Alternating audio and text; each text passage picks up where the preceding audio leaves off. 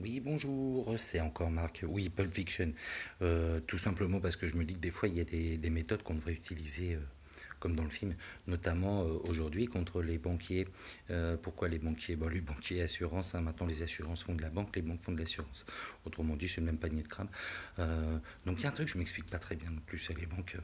Euh, c'est les frais bancaires ont augmenté, les frais de compte ont augmenté, tout a augmenté, alors que les taux de crédit n'ont jamais été aussi bas.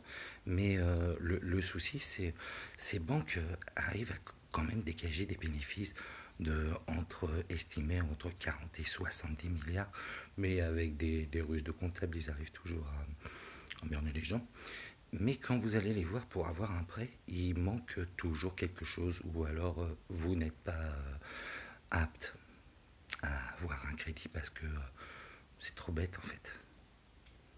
On est trop con, on gagne pas assez, ou alors on a une maladie, ou on est trop âgé, ou on est trop jeune, ou alors on n'a pas tête sur les épaules, ou alors, enfin il y a toujours une raison, hein, c'est un peu comme beaucoup de choses en fait.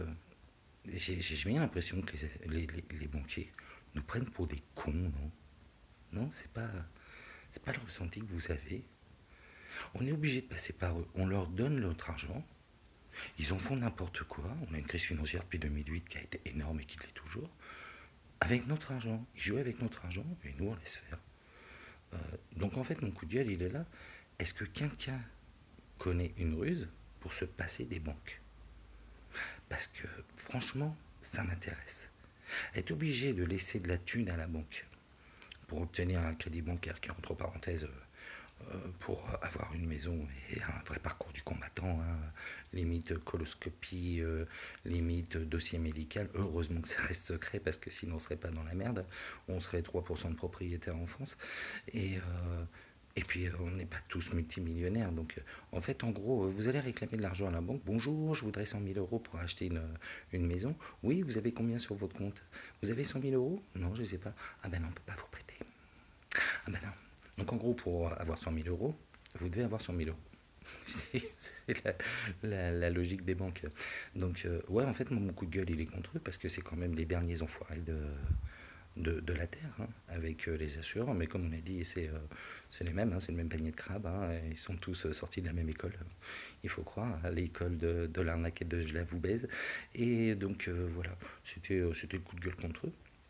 Donc si quelqu'un a une ruse pour se passer des banques, euh, franchement, n'hésitez pas à me le faire savoir.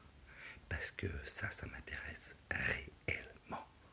D'accord? À moins que vous ayez un banquier super gentil qui, rien qu'avec un sourire, est prêt à vous prêter 50 000 balles.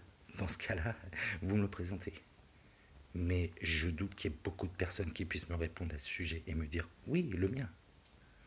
On en reparle. Allez, on se dit à bientôt. Salut.